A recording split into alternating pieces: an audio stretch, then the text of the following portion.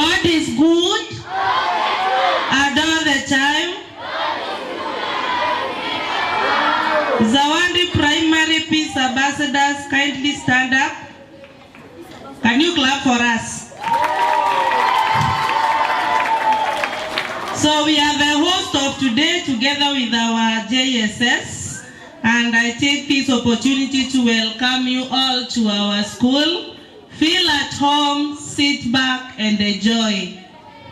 When you go to Rome, you become a Roman. Now you are in Zawadi, so be part of us. Karibuni sana, tuendelee vizuri. Haya, hii shule iko na uongozi wake, na lazima tutambue huo uongozi. So we want to invite the head of the school,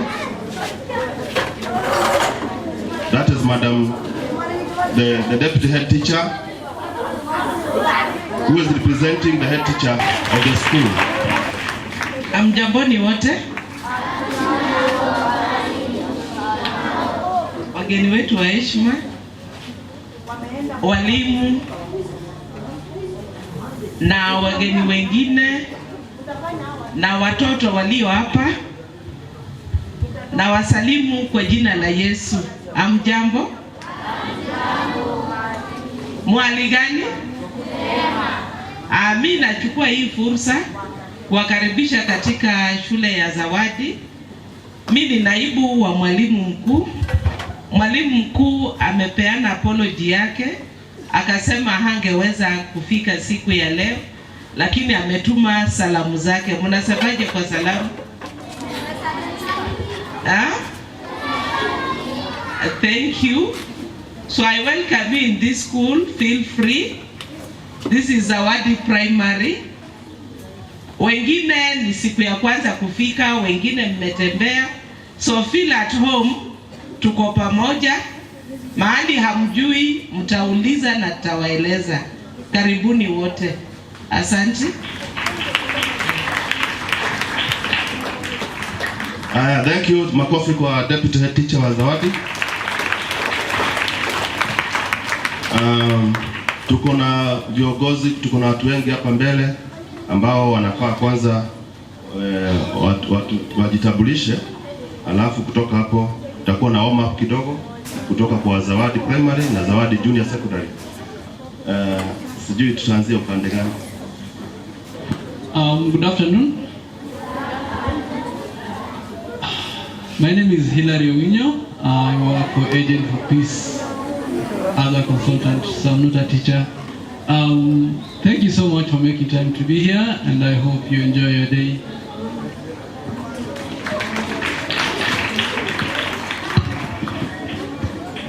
Amjambo.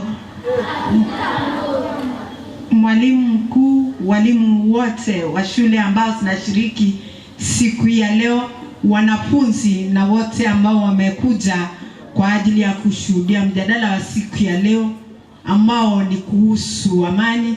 Napenda kuwasalimia na kusema siku hii ya leo sisi wote tumebarikiwa kuwa pahali hapa, kwa sababu pahali ambapo amani inaongelewa ni pahali pazuri pa kukaa.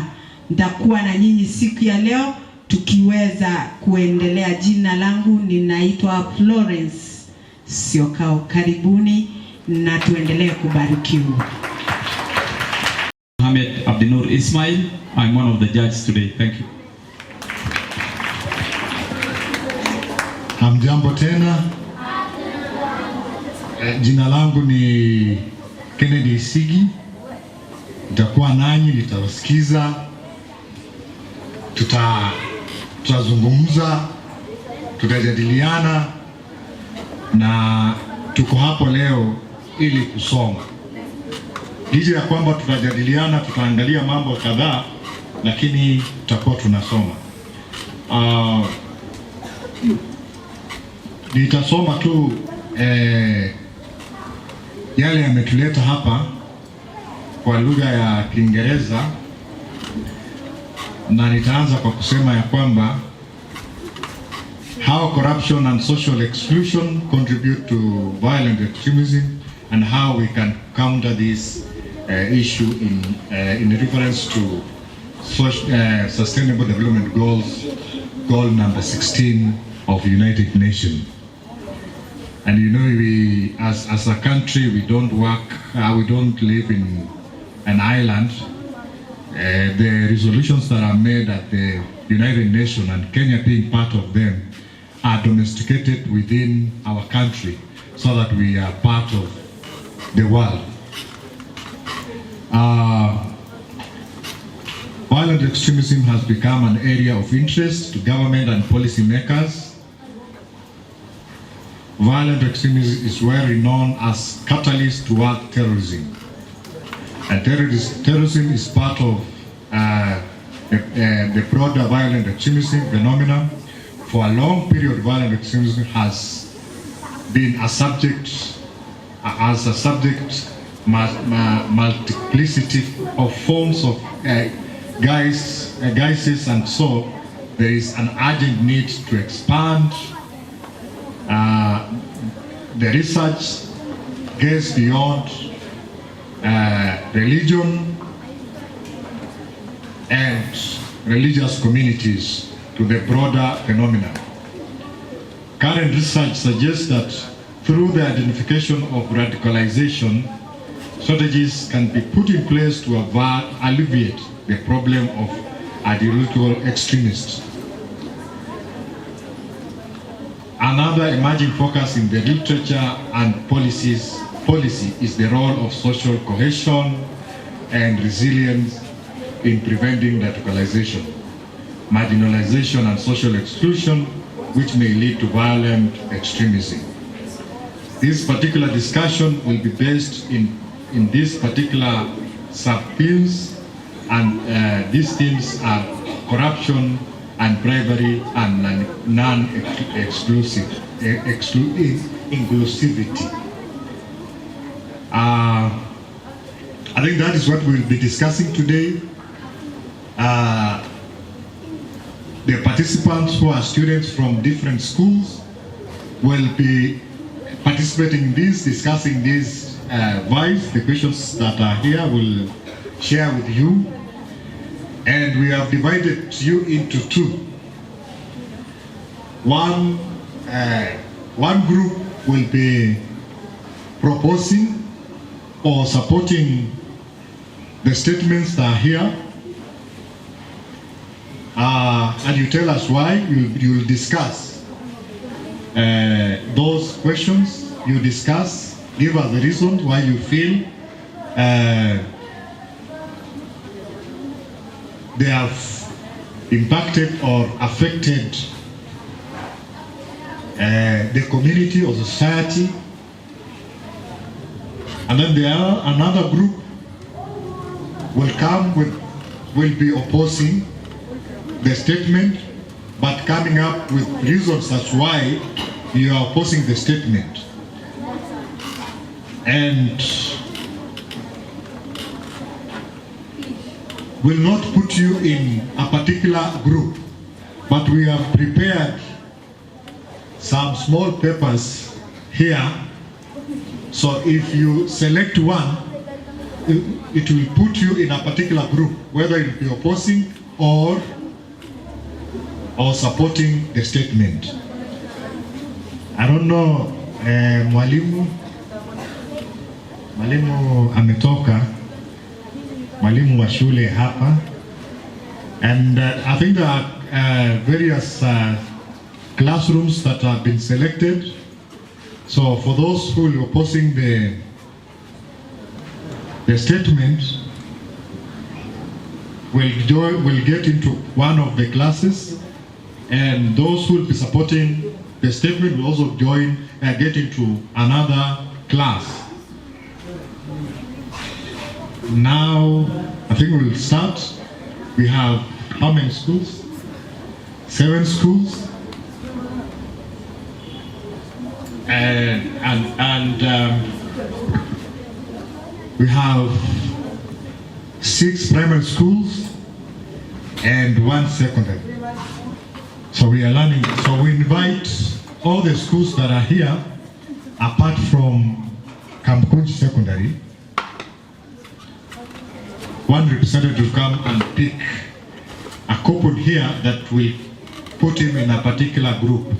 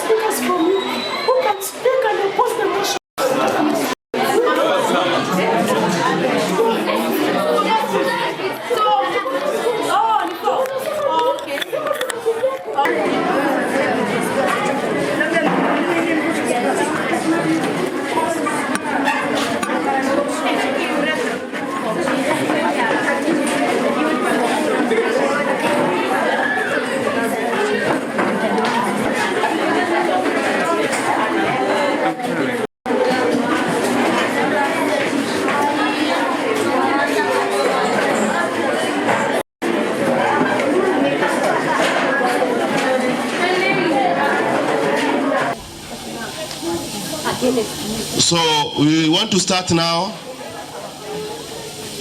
the different presentations. So we are requesting those who are participating in the debate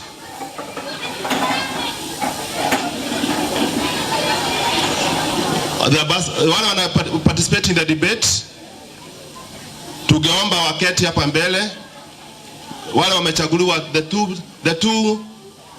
two presenters per school, the two debaters per school, waketi kwa hii row ya kwanza hapa mbele.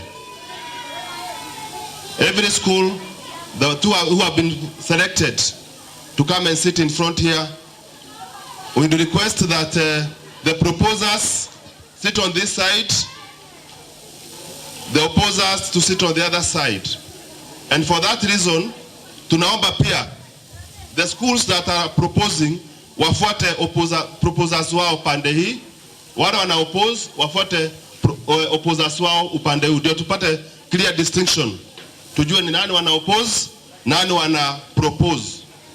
So kama una oppose, umekaa pande hii sasa, na watu wako wale wanaongoza wako mbele, so we need to see them. Same case with the proposers.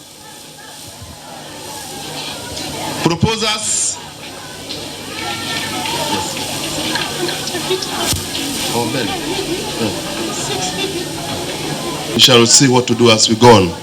So, wimbo wa historia, Zawadi Primary. Wimbo wa historia, watu wote mnaomba msikilize kwa makini.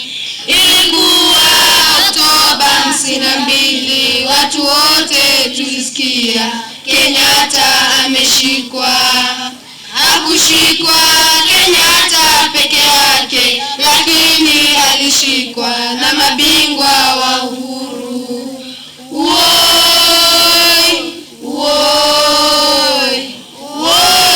Ilikuwa kilio nchini Kenya. Akina baba, kina mama na watoto wote walilia machozi wakisema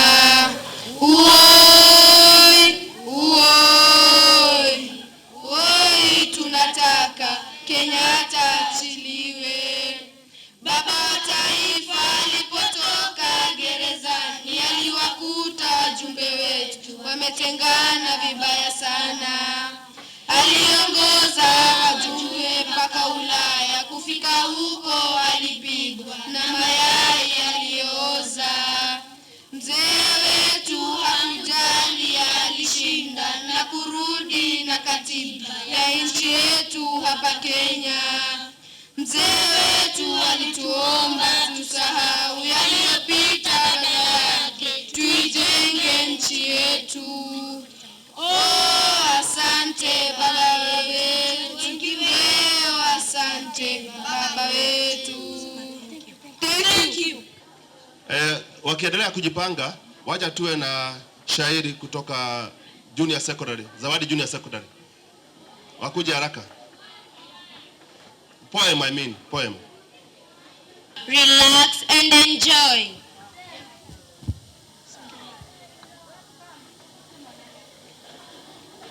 The mountains screamed to wake the sea. The trees stood to be silent. The sun came to give light, but the world is still violence.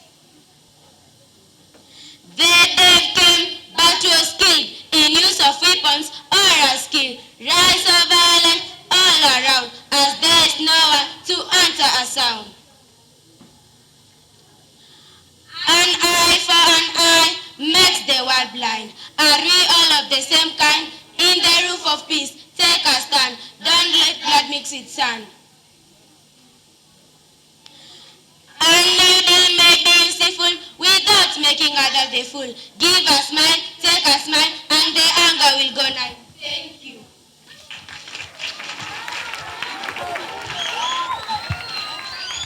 Asante, makofi tena kwa Zawadi Junior Secondary.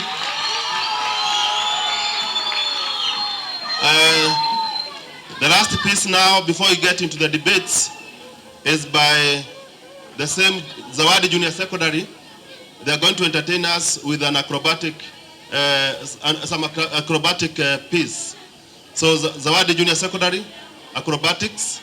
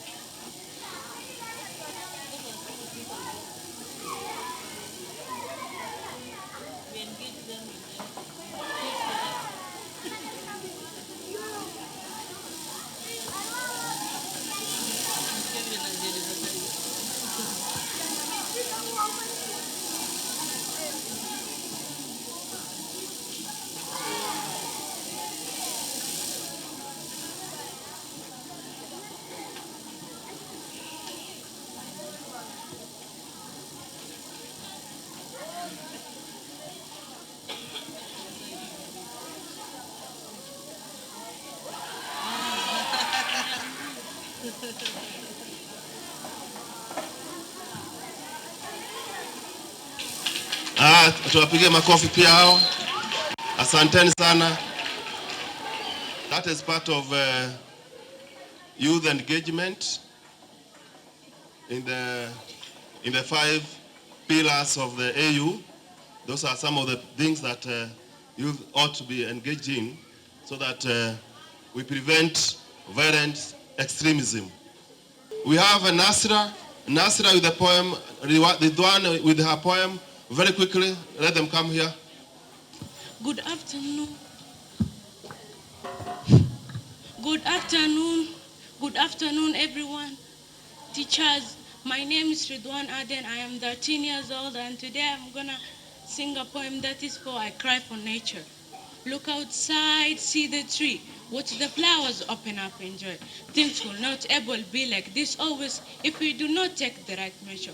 If we continue causing pollution as we're doing now, throwing garbage all over the land, things will be the same. 1,000 of people are dying in the night. You hear children are coughing.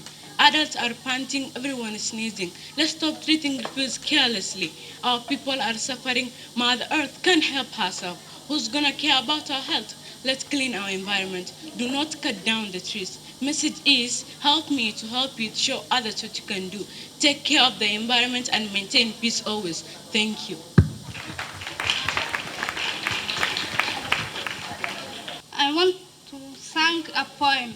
Education, education. Education is light upon our life. Education does not have discrimination. With education, we can make our dreams come true. Education is the pillar for our independence. It leads us to find the meanings of life. So let's be educated while we still have a chance and opportunity. We are nothing without education. Education must be our daily bright. I see a bright future due to education. Tuwapigie makofi. Let's clap for those good girls. Thank you very much.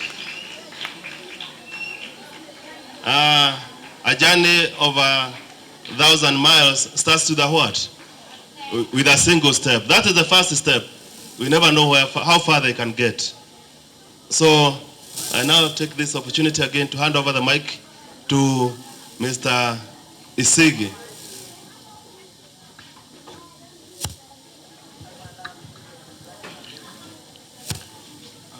Thank you very much, Mwalimu. So students, hamjambo. Today we are here to learn, to share, to understand, or to get knowledge on issues affecting us, and also discuss ways or measures that are put in place to make sure that we prevent violent extremism. And as the questions or statements that you were given, so you went to discuss those statements or those questions, and you will be presenting those whatever you've discussed, so that we are able to know, or others will be able to understand or to have knowledge on how you understand particular issues. Us as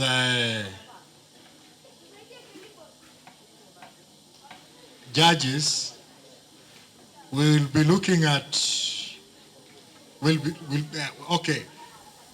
wanting to know, or we'll want to know how you understand the concept. We will look at how much you know about corruption, and also we'll want to we'll look at you, how you present yourself, because presentation is also key. So when you come to present, usiwe mwoga, si ndio? Usiwe mwoga. Violent extremism It's just another word of saying terrorism, isn't it?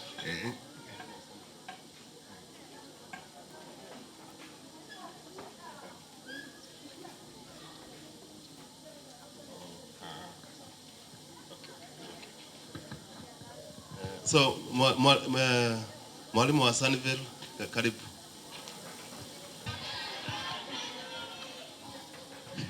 In front of you is Sunnyvale Academy, ready to present a play. So sit back, relax, and enjoy the show.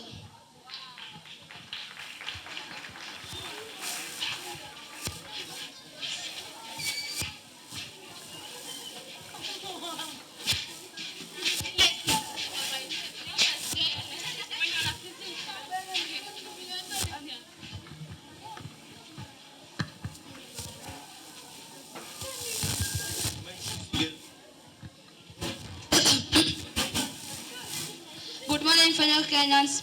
I thank you once for coming into this meeting. I would like to explain that our country has gained a rise on corruption. We need to stop this. Haki yetu! Haki yetu! What is going on? Please, Listen! It's about time. Tumechoka kudanganya. We are tired of violence everywhere. In fact, we are tired of the police. They say they are keeping the law and order. They are only keeping the law in their pockets in order. So, shindwe, thieves, politicians everywhere, breathing discrimination in. please calm down. Breathing corruption out. If you work together, can solve it. Freedom from oppression. Freedom from corrupt leaders. Freedom from social exclusion and extreme You violence. can solve this. Please. Let's turn off the night birthday just because I am a Muslim. Huh? A Muslim? My friend died in the hospital because of negligence of some people. I am sure the rich are not neglected the same way. Please, I'm sorry for your case. Please. They wanted me to pay for my transfer to another school. I had to pay. Shame on them. Shame on you. Why did you pay? Please calm down. Please calm down. I have heard all your cries. Please listen. We can solve this. We can solve this, right? There's still time, right? Yes. What is your name and what is your case? My name is Joy Arella. My case is everything. Corruption, stealing. Did we elect you to be corrupt? Okay, we can solve that later. What is your name and what is your case? My name is Nelius. What is your case? My friend died in the hospital because of negligence of some people. But I am very sure the rich are not neglected the same way. Madam, what is your name and what My is your name case? is Sida Zainab. I was denied bursary just because I'm a Muslim. Is it really? Should I be just denied the bursary just because I'm a Muslim? I'm sorry, I've heard all your cases, but as teaching time saves 9. We can solve your case. Your case has been heard, your case has been heard, your case is heard. We can still solve this, right? Please, I dismiss you now. We can solve this case, please. You We'll solve. better do so. Thank you so much. You'd better go. Thank you.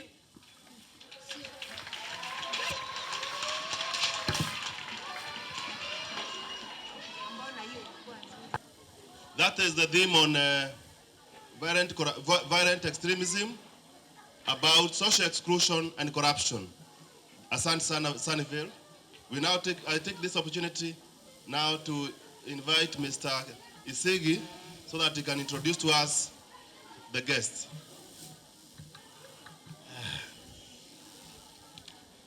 So thank you very much, the teacher who is the MC, the head teacher of the school, teachers present from different schools. Today we are privileged to have our visitors who are our guests to be part of us, and it's my pleasure to invite the area assistant chief or chief to come and give her a remark and invite the area assistant county commissioner. Welcome, Madam Chief.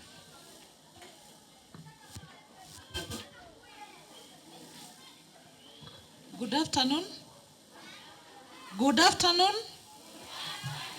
How are you? How are you? Yes, I'm also fine. All the protocols observed, the teachers, the students. Mine is to welcome you all in this area. This area is called Section 3 Sublocation.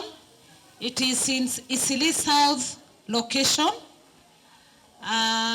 And we are happy to have you here. We are happy to have this activity in this area. We are also good ambassadors of peace in this area. We also advocate for peace in our area, because what we know is that without peace, we cannot move forward. But with peace, we can do a lot of things. So mine is to urge you student is that you preach peace to the other student, you engage the other student of other schools, you preach peace, you tell them of being not corrupt, you tell them to preach of being not engaged in corruption, to not to engage themselves in anything that can bring any chaos to anyone. And we should also love one. We should not be tribalism. We should not engage ourselves in any activity. Something like you are Muslim, I'm a Christian, we cannot work together. All of us, we are Kenyans, and that is why all of us, we are here, we are schooling in the same school, we are sitting in the same desk, despite the religion and all like. So mine is to urge you, you have the best time as you present your events, as you practice, and as you continue to engage the other schools to be good ambassadors of peace. Ambassadors of peace, they have a lot of work to do. They have a lot of exercise to do, because you are not only to be an ambassador in your school, you are supposed to be an ambassador even to the place where you live. Even in your house, you are all supposed to be an ambassador of peace. Are we together? Are we together? Yes, we are supposed to be ambassadors of peace from our homes to our neighborhood, then to the entire area, then back to school. Are we together? Yes, for the students from Sawadi Primary School, I'm happy because you are engaged in this event and also in this movement of being agents of peace. And I hope that I will not be colliding with the learners from this area, because I used to meet with you, we used to talk, we are good friends, and now because now you have joined the movement, I know that you will be better than the way you are. So we expect that our Kamukoji will never remain the same, because now we have the ambassadors of peace. So we expect much from you, because we are accounting on you. Are we together? Yes, we are counting on you, and you have freedom to exercise peace in every corner of this constituency, and especially in Isili division. So you are so much welcome in this press, and you feel at the right place and at the right time. I wish you all the best as you continue with the event. Mimi naitwa Assistant County Commissioner Mohamed Ado. Mimi ndio Isili. My area starts from Section 1, Jam Street, California, Section 3, Kiambio, Paka Uhuru in Buruburu. I'm the boss there, all that place, when it comes to matter of security. Nashukuru Mohamed ndo aliniinvite, akanieleza alikuja kwa ofisi yangu hii maneno ya NGO yake. And when I was here, I was listening, you know, hawa vijana wadogo vile walikuwa naongea. They talk about corruption. Wengine wanalipa, mwingine ana receive. The person who is in authority is the one who receive. But mwenye anapeana pia is also, because he wants service afanywe. Hapo ndio shida mali inatokezea. Mwenye anapeana anafaa kuacha. Ndio mwenye anachukua akosi kupata. Services, government services are supposed to be free of charge. Ukienda police station, kama any complainant, you are supposed to be received. Kesi yako irekodiwe. Mwenye amefanya makosa kwako ashikwe. Si ni kweli? Na nyinyi student mkikuja shule, I'm getting some reports Many schools, primary schools, secondary schools, they charge fees. And public schools are supposed to be free. I have many reports. I'm not aware about this school, but I am aware of other schools. Sasa wakati ya kunyanyasa watoto wadogo, wazazi kuambiwa walete fees, ati kuna PT fees, kuna sijui exam fee, kuna nini. All those things are nonsense. We as government, public schools are supposed to be free. Mimi sijaambiwa ati public school ilipwe fees. I was a student, primary school. Mimi nilisomea mahali remote school inaitwa Modogashe. Sijawahi pata opportunity like this. Mahali unatembelewa na NGO, wanakufunza what's your right. You know? Hatukupata. In fact, when I was a student, nilikuwa nasoma na taa. Sasa nyinyi mshukuru, mko kwa city, stima iko, mnaweza sema usiku na mchana, syllabus mnakava. Sisi hatukupata hiyo opportunity. My first time to be in Nairobi ni wakati nilimaliza high school. It was a privilege even to come here. So, then my parent died when I was in primary and secondary, not secondary, primary. My mom died while I was class 5. My father died while I was class 8. Nilijileta hapa peke yangu, nikasimamia jeshi, niliandikwa jeshi, nikakuwa jeshi, nikakaa kidogo, nikakuja administration. So maisha ilikuwa peke yangu. Sasa nyinyi mkiwa student, maisha yenu itakuwa peke yenu. Mkimaliza high school, sasa mko primary. Usiseme huyu rafiki yangu tutakuwa pamoja. Some of you mtakuwa daktari, wengine watakuwa walimu, mtakuja hii shule mbadilisha walimu because people are going for retirement. Si ndio? Msome vizuri ndio mtubadilishe. Hata hiyo ofisi mimi nakaa kati yenu hapa, mmoja atakuja kukaa akuwe mkubwa isili. Si ndio? Kati yenu tu. One of you might be a dio somewhere. Lakini you cannot be a dio kama hauna discipline. Discipline starts when you're young. You must respect your parent, you must respect your teachers, you must respect your fellow students. Respect. Usiibe kalamu, wizi inaanzika mkiwa wadogo. Enda uliza parent yako akunulie kitabu, usiibe ya mwenzako. Hiyo ndio inaitangwa corruption. Inaanza ukiwa mdogo. Utazoea hiyo kitu kidogo kidogo unaanza, itakufunza uchukue vitu kubwa kubwa. So, nashukuru Mohamed, hiyo kitu ametuletea. Ameniambia kitambo na naomba aendelee hivyo. Mungu awabariki na msome. Maisha yenu ikuwe salama. Asanteni sana.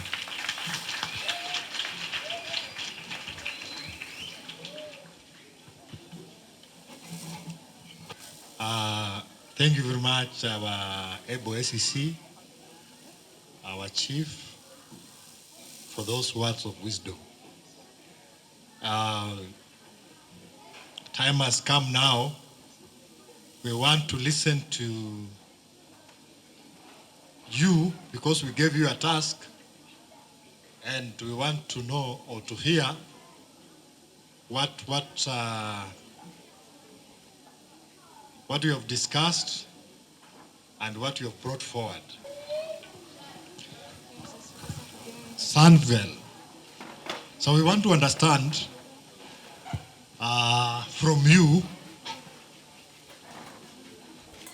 how does social exclusion contribute to violent extremism? How does social exclusion contribute to violent extremism? Then the next question, because you have them, so let us start with that one as we continue. So can you tell us how does social exclusion contribute to violent extremism? Thank you, Mr. Speaker, sir, for giving me this opportunity. I'm going to propose about the motion talks about corruption and social exclusion contribute to violent extreme. Corruption, abuse of power to personal gains. social exclusion can be described under the terms nepotism, racism, and tribalism. Firstly, how has social exclusion contributed to violent extreme? Poor governance. This happens when people elect leaders with poor leadership skills. For example, some people are choosing to lead people instead of serving all of them. They include leading to violence. Lack of job opportunity. These days, you have to pay for job opportunity. Poverty. More poverty. More poor people become more poor and richer people become more richer. It simply means you have to pay to get job. Without money, you can't pay. Thank you.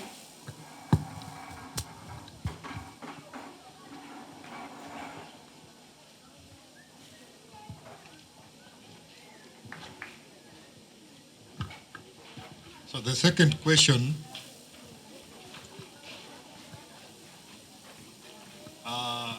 in which way or what are the various ways stakeholders ensure social inclusivity, or what measures, just listen to me.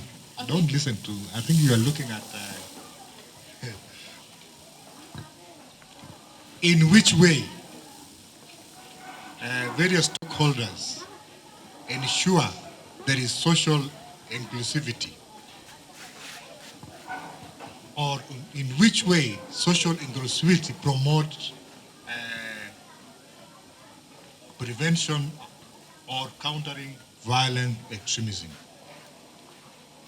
So I've used those words so that you are able to understand what I'm saying, what I'm asking, what I want to know.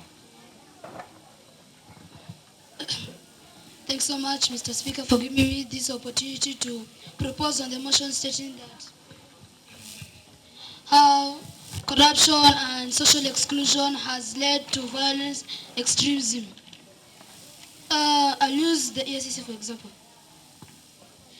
The ESCC stands for the Ethics and Anti-Corruption Commission.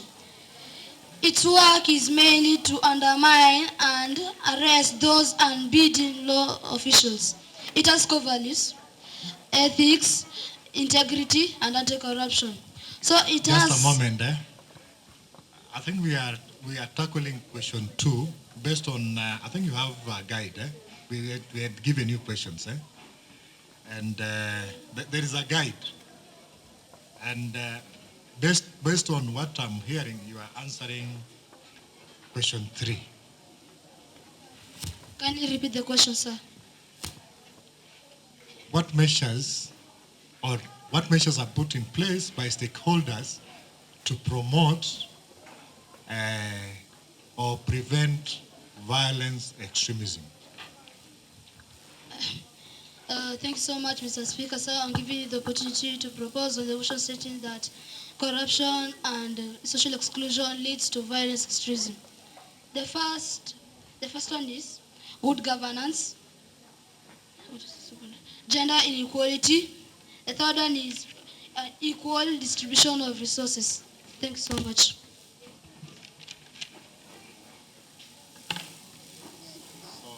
Okay, question 3. How has corruption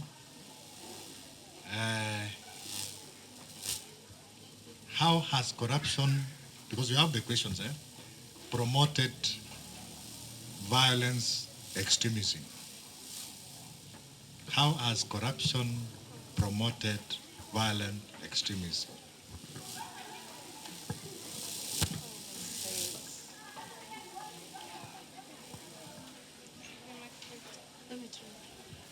Thanks so much, Madam Speaker. Madam or Mr. all above. Corruption has led to violent extremism in these following ways. Poor governance. Our government officials take money from people, and if they're given by the government, instead of serving the people, they serve only themselves, building big houses instead of serving these little people here and giving opportunities to us, humble citizens. 2, unequal distribution of resources for this book. I'll take a city like Nairobi and other cities. Nairobi and Kajiado. Nairobi is a capital city, Kajiado is not. So the president gives Nairobi more resources because it is a capital city. Is it fair? No. Kajiado and Nairobi are both cities for citizens. They should be both given equal resources. Thank you so much.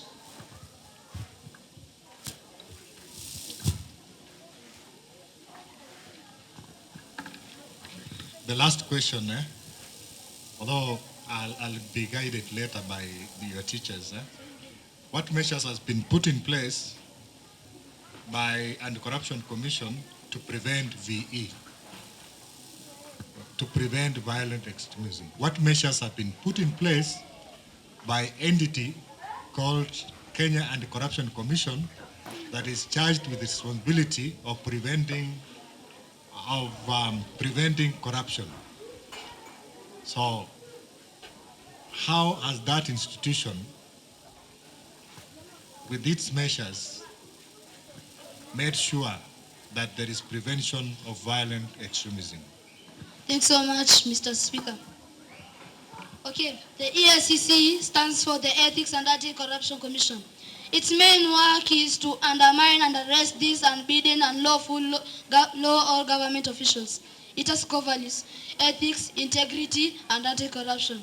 So it has set aside measures to arrest or undermine these unbidden government officials. The first one is development of anti-corruption tools such as code of conduct and policies. This code of conduct are certain rules or regulations that if a governor breaks or a leader breaks, investigation is done on him, and if found guilty, he is arrested. Systems reviews, that's the second one. Systems reviews means that the EACC each year goes on a review of systems. It replaces old laws with new and stronger rules. Thanks so much, Mr. Speaker.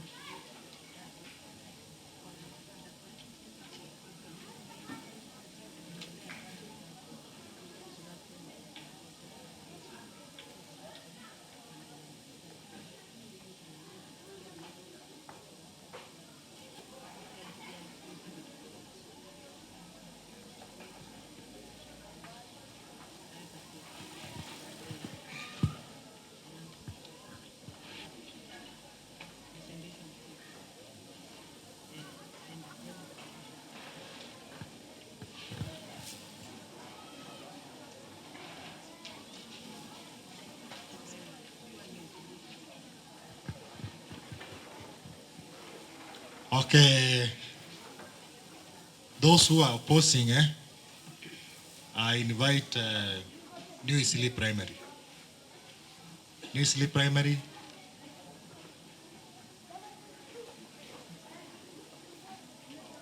New Eastleigh Primary, can you come forward?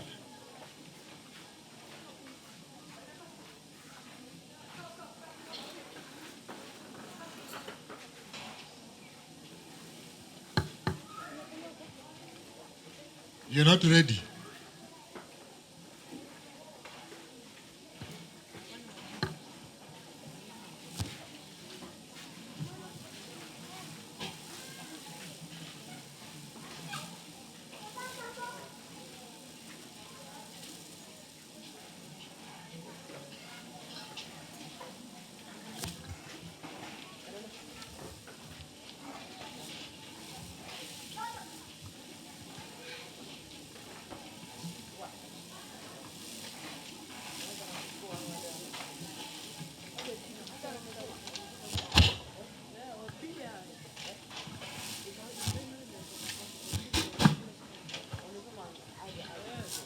Okay.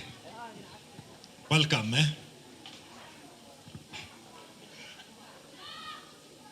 Don't tense. We are just learning, These are just your colleagues. Okay.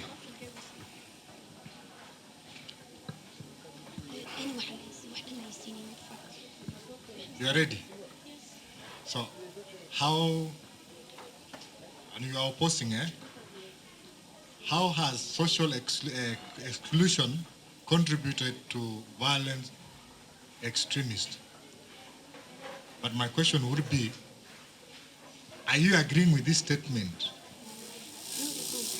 Or you are, because you want to know, do you think social exclusion has contributed to violent extremism? No. Why? Just because you are excluded from the society, you don't have to use violence to achieve your goals.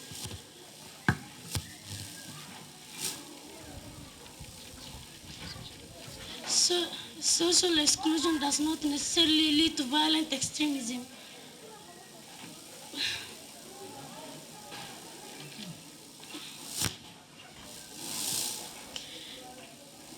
First and foremost, violent extremism is the act or belief of those people who use... Thank you, Mr. Chairman.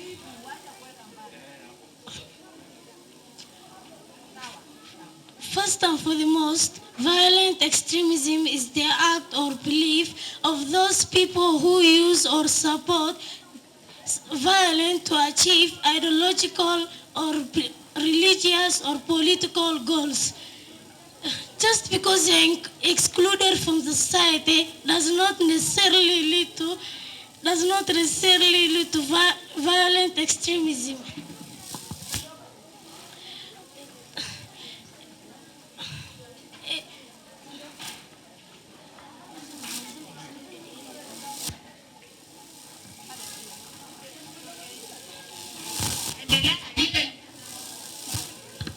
Okay. The next question is,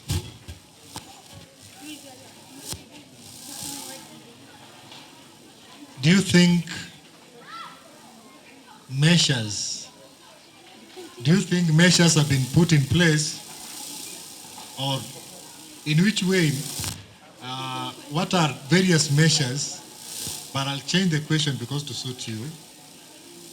Do you think measures have been put in place by stakeholders to ensure there is social inclusivity in the programs of promoting prevention or countering violent extremism? Stakeholders have not taken measures to ensure inclusivity because some areas like Turkana are still fighting. I don't think there is any measure that has been put to ensure social inclusivity.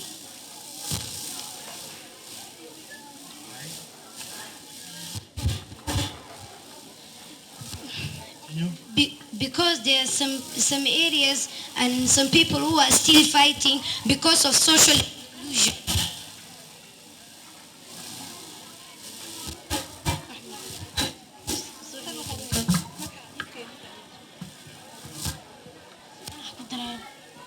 And because you are excluded from the society does not necessarily lead to violent extremism.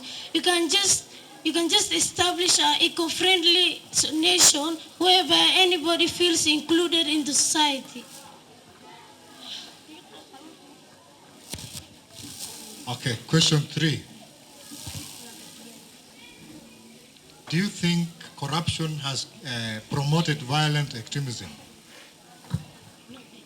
No. Do you think corruption has promoted violence extremism? No, because corruption does not lead to violent extremism because people demonstrate peaceful about it, and also matters concerning corruption can be dealt by the judiciary as an arm of government.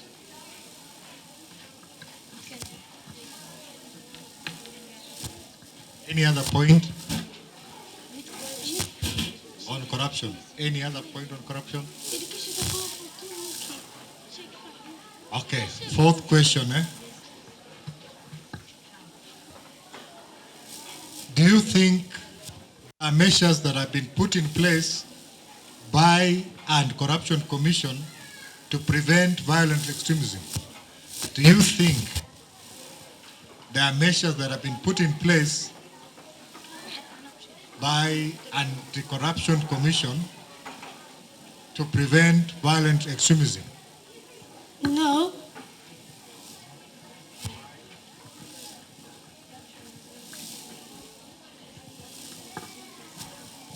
Because corruption still happens and it does not lead to violent extremism.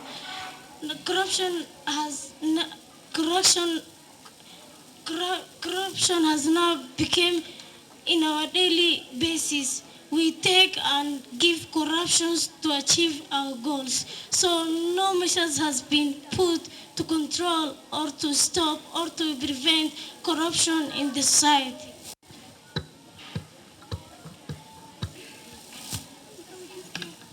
Okay, thank you. How has corruption promoted violent extremism?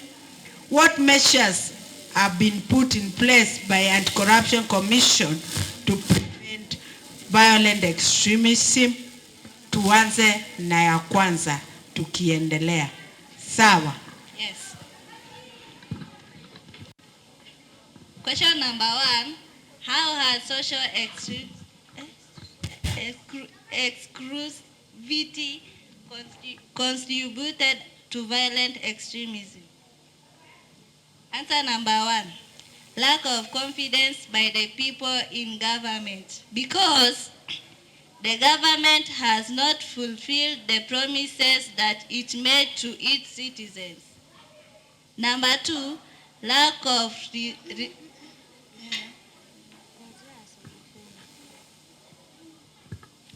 Answer number 2.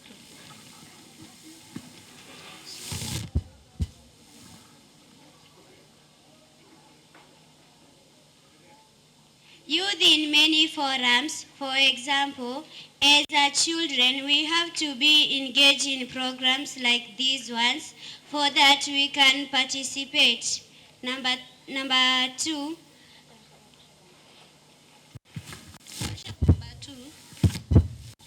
Question number 2. What measures have been put in place by various stakeholders to ensure social inclusivity on promoting PCVE? Equal distribution of resources, education the youth on the importance of peace, participation so that everyone gives his own views. Question number 3. How has corruption promoted violent extremism? Resources which are supposed to be divided into various development projects end up in a few pockets. People feel that they are neglected since if a youth need a job, he has to bribe his way. The youth cannot be awarded tenders since do not have money to bribe the tender. Question number 4. What measures has been put in place by Anti-Corruption Commission to prevent violent extremism? Putting strict rule on corruption, arresting the corrupt and take them to the court, recover the property which have been acquired through corruption. Thank you. Tuwashangilie watoto wa Pumwani Child Survivor. They have been eloquent and they have used the shortest of time and given so many points. So they were proposing, we want to call upon Pumwani Riyadh integrated waweze kusimama kuoppose. They are opposing. Hao ni wa Pumwani Riyadh. Karibuni, and you're going to go just like the Pumwani have done, the Child Survivor have done. the 3 questions, the 4 questions, and you just contribute continuously up to the point where you are through with your points. Karibuni. Pumwani Riyadh. Good afternoon.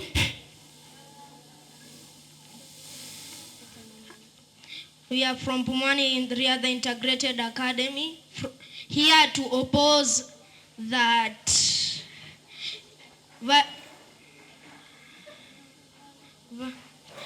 about. Let me give you the points. It's okay. You let me remind you of the 4 points. The first one: how has social exclusivity contributed to violent extremism? You have the point. You have it. Marginalized community can coexist peacefully with the other groups with enough government amenities, those not promoting VE. Question number 2. Number 2 is read for me. Number 2, read. What measures have been put in place by various stakeholders to ensure social exclusivity to promoting PCVE?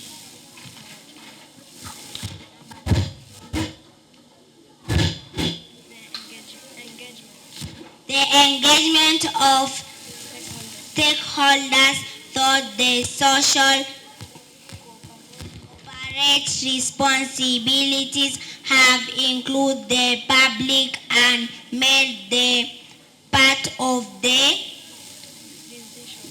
decision makers.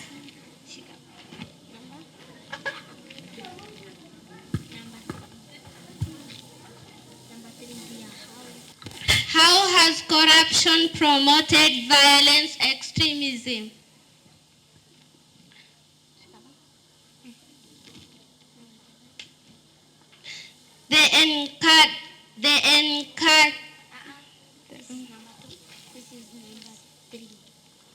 Corruption is being practiced and indicated of how the Anti-Corruption Commission has failed to curb violence extremism.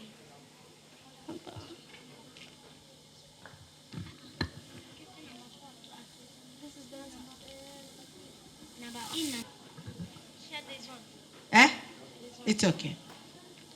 For corruption to be practiced, the two sides ought to fight a common ground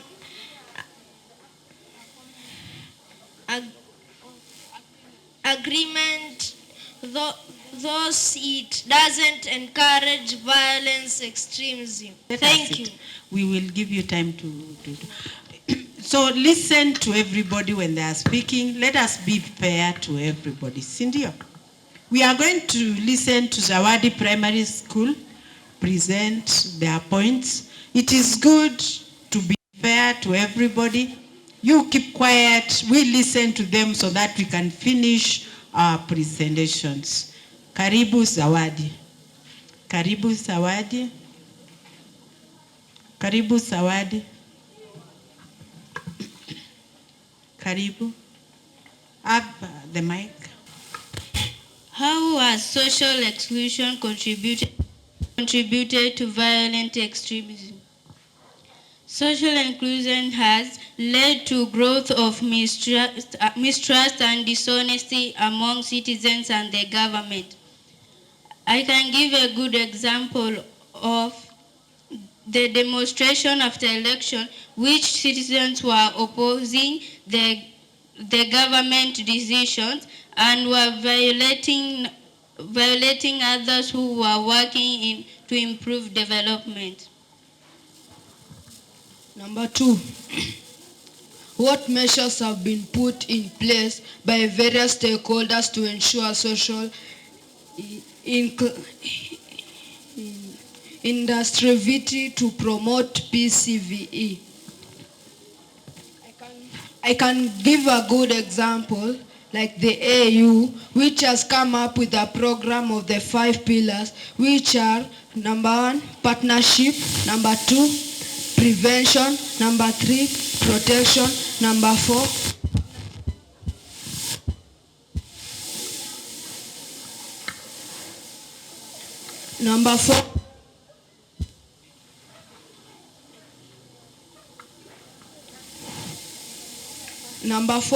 partnership and coordination; and number 5, disengagement and reintegration to stop corruption and violent extremism in Africa. Number 3, how can corruption promote violent extremism?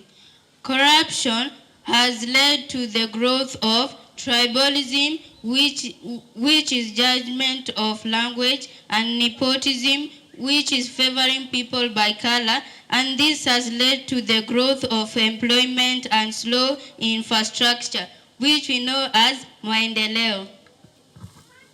Number 4, what measures have been put in place by Anti-Corruption Commission to prevent violent extremism? The anti-corruption units in Kenya is EACC, Ethics and Anti-Corruption Commission. They have come up with a way of: number 1, to expose corrupt activities and risk; number 2, to keep public sector honest and transparent and accountable on what is happening to the country; number 3, to stop dishonest practices and to arrest; number 2, to persecute; number 3, to punish the corrupt leaders; and number 4, public sectors act as the guide to guide all people on how to work to follow the guidelines and laws according to the Constitution of Kenya, just as the way Governor Waititu of Kiambu, whom was impeached with Governor Sonko of Nairobi. Thank you.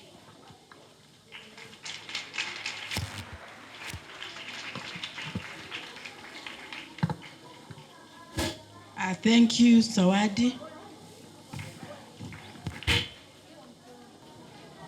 Now we are going to the secondary schools. We'll start with Kamukunji, who are opposing. Then we'll finish with Zawadi Junior Secondary. Kamukunji Secondary.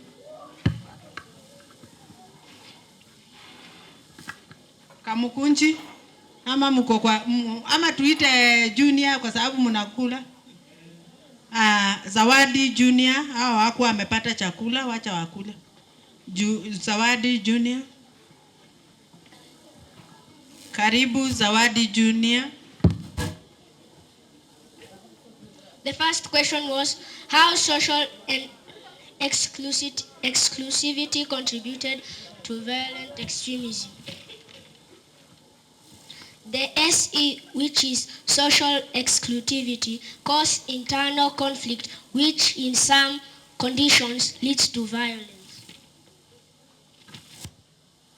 Then these are negative impacts. It leads to high rates of poverty among affected groups. It makes them to be poor in terms of income, which is money; health, they don't have good health; education, some students don't get enough education. By causing them to be denied access to resources, mindsets, and public services. Question number 2 was, what measures have been put in place by various stakeholders to ensure social inclusivity to promote PCV? Measures. Ministry of Education has provided free primary education to accommodate all children. in the Ministry of Health are providing free medical care for vulnerables in the society community. Governmental organization has greatly suspended vulnerable children in schools and in their home. The third question was, how has corruption promoted violent extremism? It has denied opportunities for the right people because they don't have money to bribe. This means that when people have money to bribe, sometimes they can do some things that are not good. Now, point number 2 was prosecuting them in the court of law. You can prosecute them in ICC, which is International Criminal Court. So the point number 3 is educating the society about negative effects of corruption.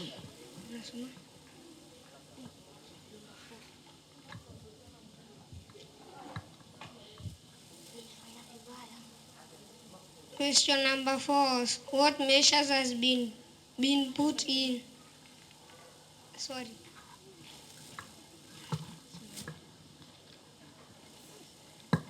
Question 3 was, how has corruption promoted violent extremism?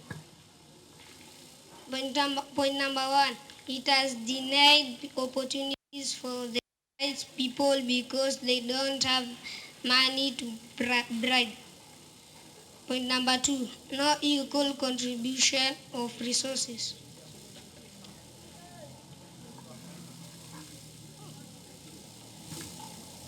Thank you. They are composed. You can see they are in junior secondary. Let us clap for them. Thank you, Zawadi Junior Secondary School. And in that category, we have. Yes,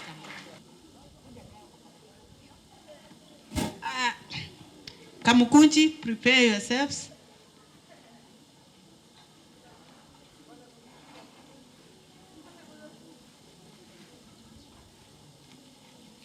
Kamukunji. Yeah. You're posing, eh? Yeah. So the question was, how has social exclusivity contributed to violent extremism? So I'll frame the question based on now. Do you think social exclusivity has contributed to violent extremism? Okay. Do you think social exclusivity has contributed to violence extremism?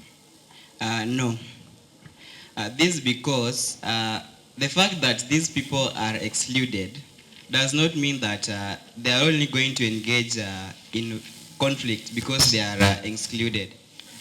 This person may even think about things of developing himself positively instead of going to actually conflict things, but only involving himself that things that will only develop him as individual, positively, instead of going to conflicts or in violence. This person cannot only go into violence, but can also develop himself, can also think of strategies of developing himself positively instead of going for violence.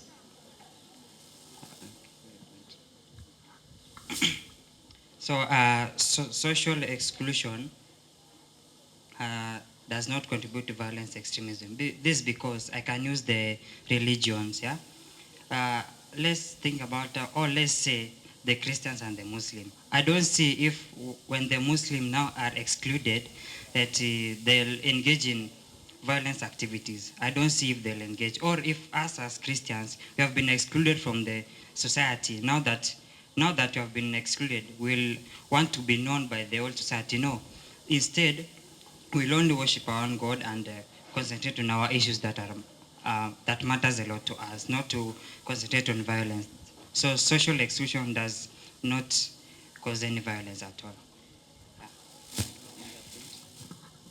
Okay, on the point of corruption now, corruption does not cause violence extremism because as you see the world of today nowadays, actually people live very well in corruption.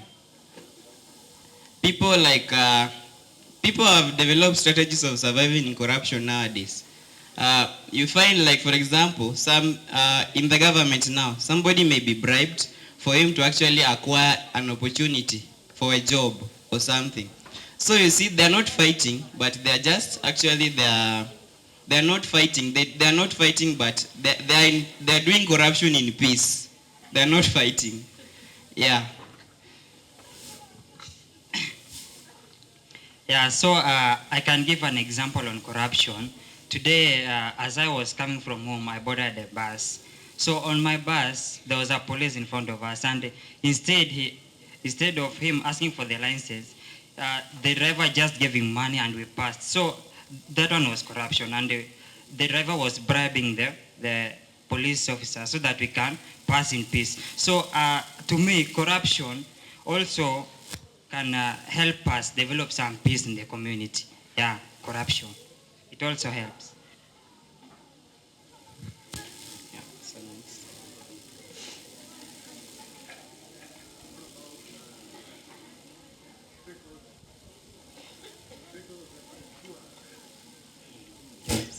Do stakeholders ensure inclusivity, or do you think there are measures that have been put in place by stakeholders to make sure there is inclusivity, and this inclusivity has promoted violent extremism, and has promoted or make sure there is prevention of violence extremism where we are?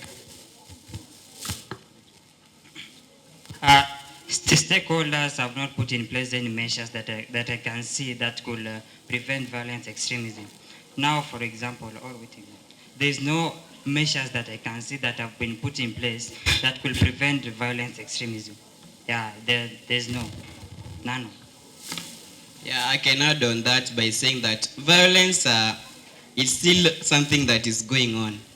Yeah, it's going on. Even the government have placed the measures, but the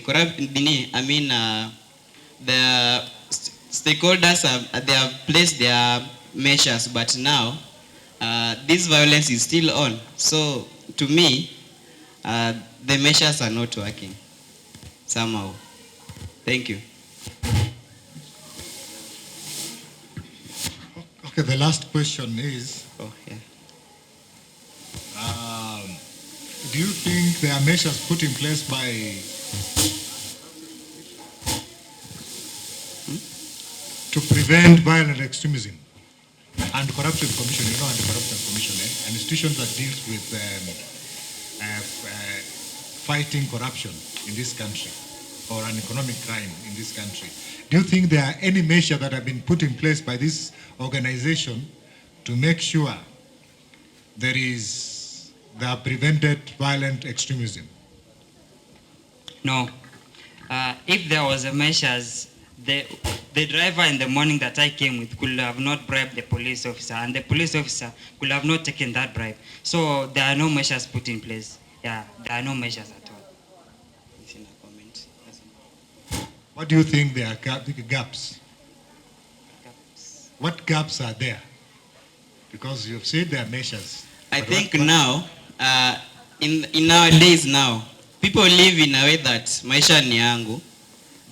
Nobody thinks about any other person's issues. He only thinks benefiting himself individually. So that's what is working in our country today now. Yes, so being that it is corruption or social exclusion, these things are also bring some peace at all, yeah? Because if corruption can make us pass through the road peacefully, then that means that even corruption can also help in contributing peace in the society. Yes.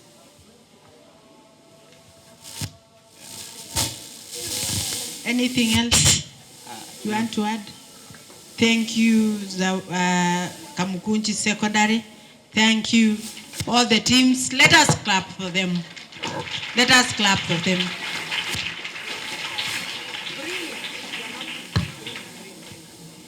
Bring that point. It's okay. Let us continue. Ndio tuweze kumalizia, tumeweza kuelezwa mambo ambayo yanafanya watu wasikia wauzishwi, ama ile mlikuwa mnaita inclusivity. Si ni sawa? Inclusivity mumeelewa vizuri na mlikuwa mnaieleza kama ambapo mnaelewa vyema. Si ndio? That wewe unawachwa, you are in a family of girls and boys, and the boys are taken to school, the girl is left at home. That is, you are not your education is not as important as the boy child, or the boys are left to go to add their cattle or to look after the family property, and they are not taken to school. It's good for everybody in the family to be included in all the things that they do. You are left out because you are disabled, or you have you're not just like the others.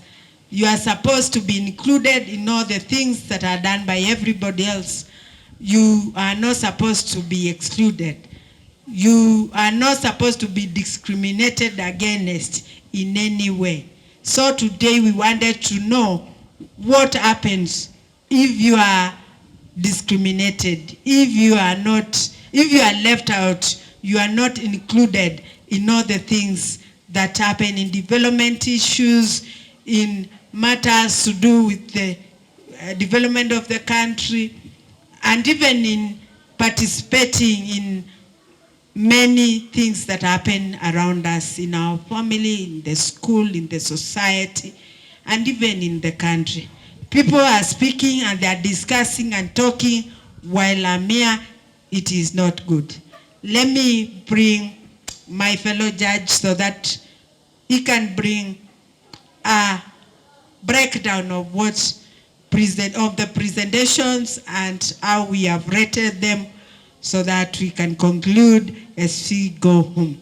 This is the second or third time that you're presenting and you're coming out to participate in these discussions as peace ambassadors. There's a lot of development from what happened last time in New Isili Primary School, and today you are growing, you are gaining a lot of confidence as we expose you, speaking with the other people and bringing out your ideas in the public and talking, even public speaking. You are at least growing. And I know a third and a fourth time will be different, and you will be able to express yourselves very well. You will be able to bring out your ideas, talk about what you feel, and we will understand how far you have understood the topic. I know from today, your teachers have known how far you have understood this.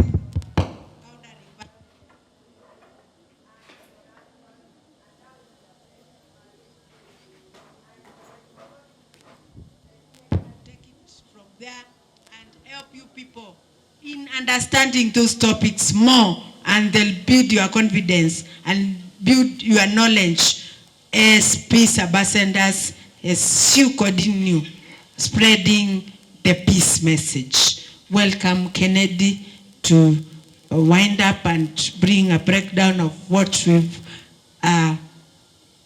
gathered from these very patient participants waiting to.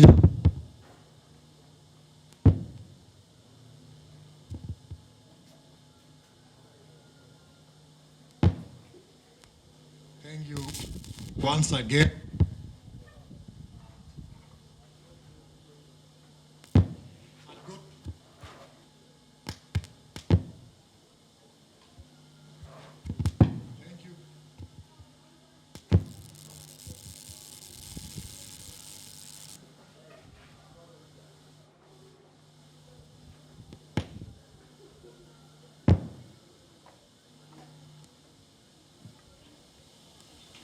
Yeah, okay. As my fellow colleague has said, we wanted to know your understanding on social exclusivity and how you think contributed to violent extremism. And some of the things that we wanted to understand is, just mention some of them, marginalization, nepotism, and the distribution of equal resources, developments, and all that. And you know, in areas where people feel they are marginalized or they don't get equal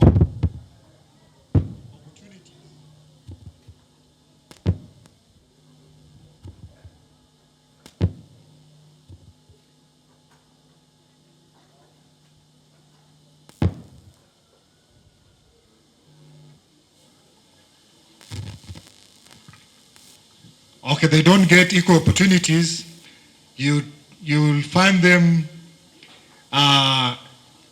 deciding to go against the social justice or to go against the order that has been put in place by various, either its authority or institution or all that. And for them, at the end of the day, you will find them organizing themselves to fight the authority that is there because they feel they have gotten into that. So they join various organizations that go against the social justice put in place. There are various organizations, organized criminal groups people join. And we wanted to find out, and those are, she mentioned, I've mentioned a few, and I was very happy or impressed for those who are proposing. Some of them mentioned those, and we were very happy because we wanted to know whether you understand the concept. Same to those who are opposing. We wanted to know whether you feel marginalization, nepotism, all those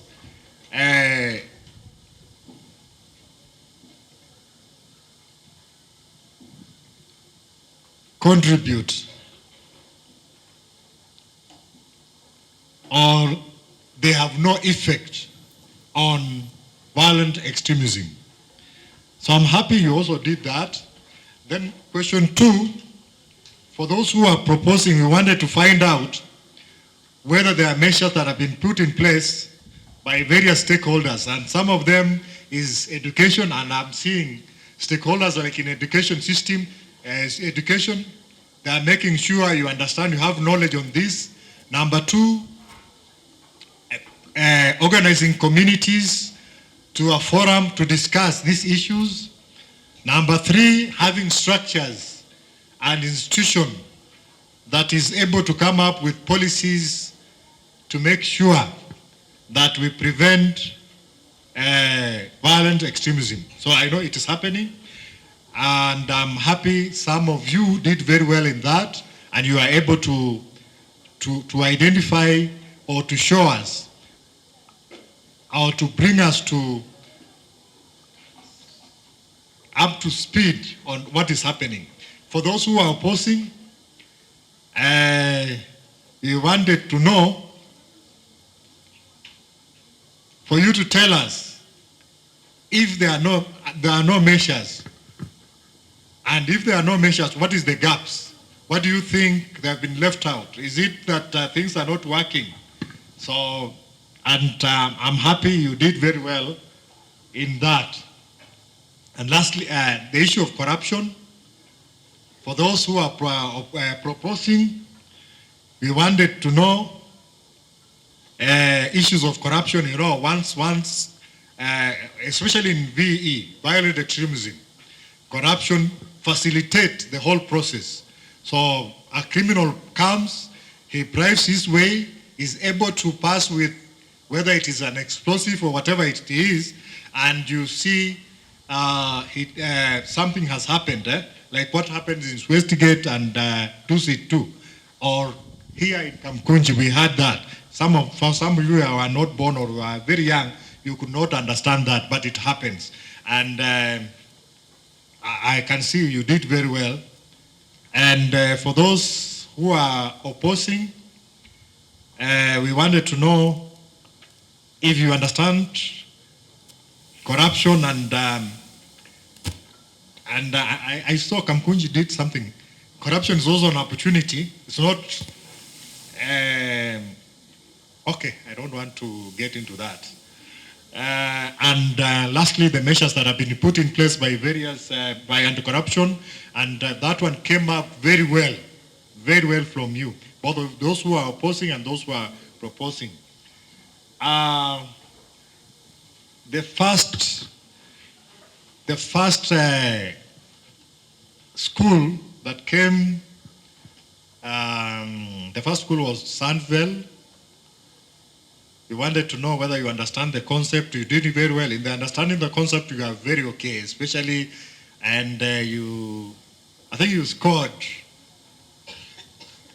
7 out of 10 in understanding the concept. Sandville.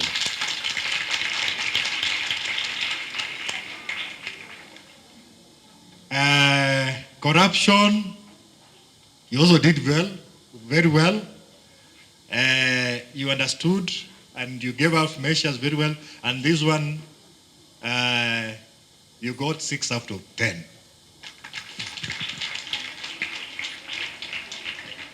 The last one, presentation was an issue kidogo. And although you do, I think it's confidence. When you go back, work on confidence and that one you scored 4 out of 10.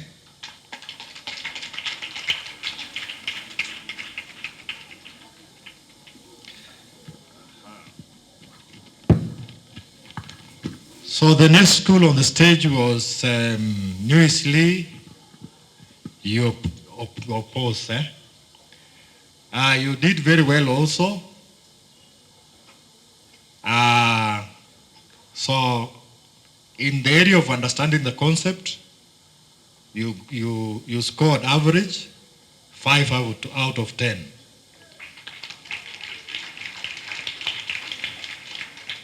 Same to corruption, yeah, you did have average 5 out of 10. Presentation,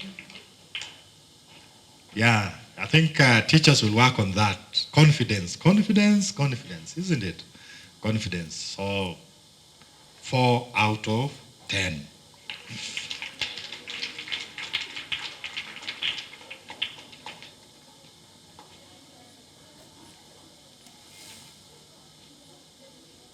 The next school, Pumwani Child Survival, you also did very well. You understood the concept. You scored average 5 out of 10.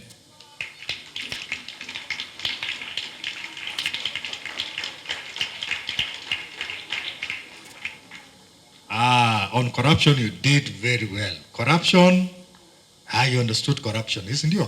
So corruption, you scored 7.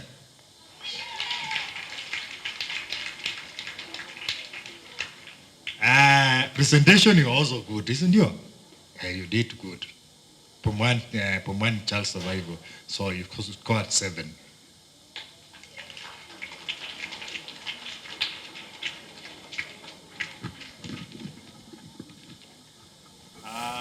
The next school was Pumwani Riadha Integrated School.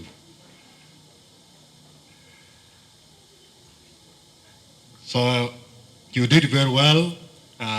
It's a learning process. You worked, so understood, understanding the concept. You did very well. You scored 3 out of 10.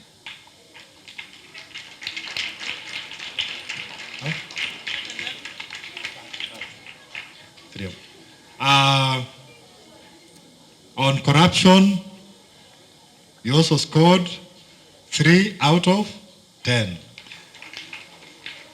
Presentation, 4 out of 10.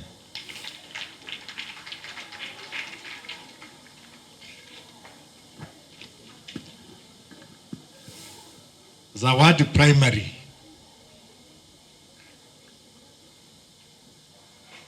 Zawadi Primary,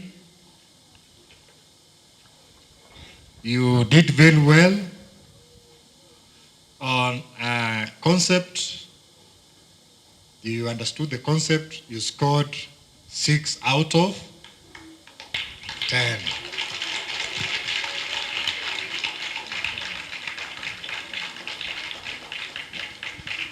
Same to corruption. You scored the same 6 out of 10. And then presentation, you got 5 out of 10.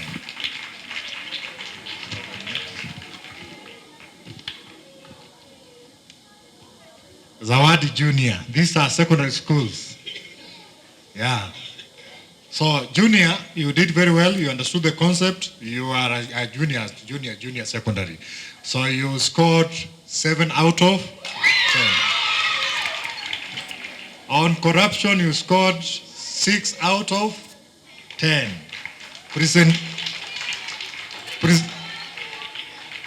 Presentation, you presented very well. You scored 7 out of 10.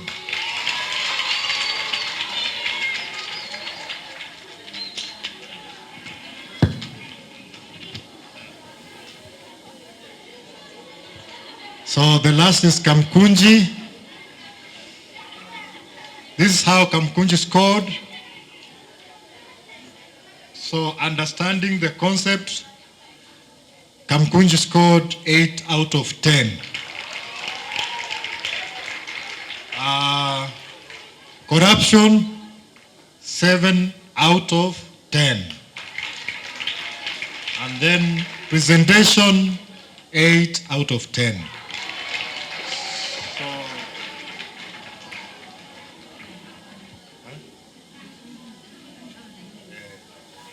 So this is how you performed, and the performance was good, isn't it? So we came here to learn, to share what we know about the issues that we are. At the same time, to build your confidence. So don't go home saying, those ones are better than us, but you've learned something from them, isn't it? You've taken something from them, you have learned, you have built capacities, and the teachers will continue building your capacity to understand all this. So the director will also, or agent of peace, will continue engaging with you to make sure that whatever we are discussing here, you are able to know or learn and build your knowledge in terms of violent extremism. So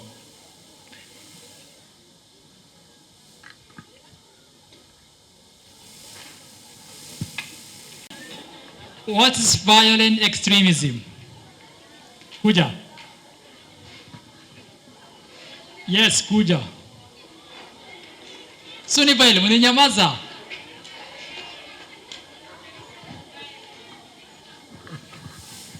Violence extremism is an act which condemns and promotes violence, which come with the ideology and deliberate intention of violence.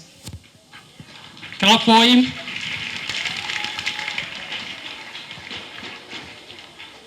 Violence extremism refers to the beliefs of people who use violence to actually complete either their political or religious needs. Clap for him. Yes. Violence extremism kujisikia kama umetengwa. Nani mwingine? What is terrorism? Terrorism refers to the unlawful use of violence in intent to put public or a section of public in fear. Very good. Zawadi mko mbele. What is terrorism? What is terrorism? Okay, what is peace? What is peace?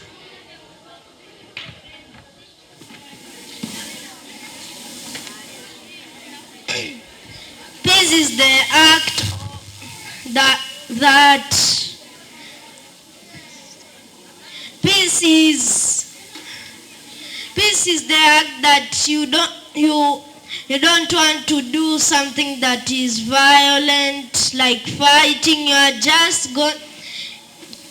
just going to stop it. What is peace? Yes, kuja. Ngoja.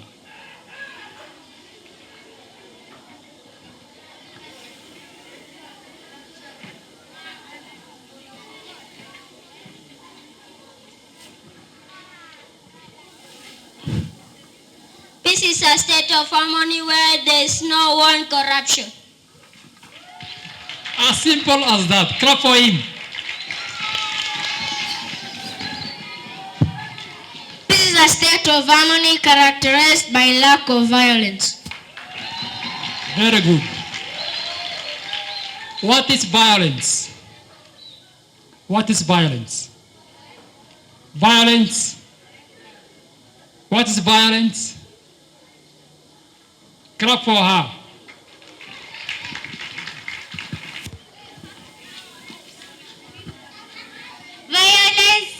Violence, it is a state that living without peace, we may lack violence. Clap for her. Okay, what are the roles of peace ambassadors? The roles and the work of peace ambassador. The role and the works of peace ambassador. Yes. Nana tajibu. The role of peace ambassadors is to spread peace around the globe and around each city. Clap for him.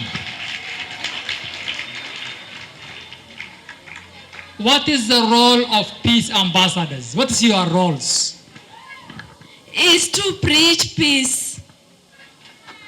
To preach peace. Another person? Yes.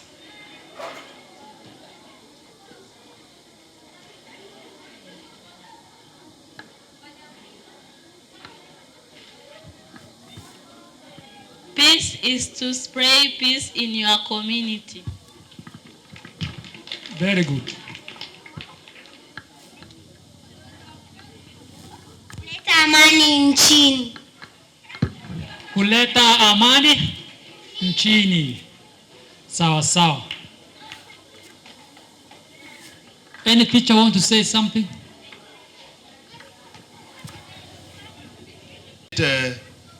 Vijana wachache hapa wakuja waelezee the 5 pillars of YPS. YPS, yeah. YPA.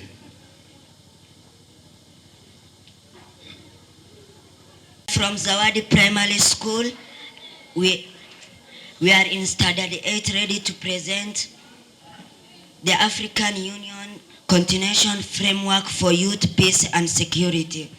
And the title is the 5 pillars of AUCF. And I am representing the first 2.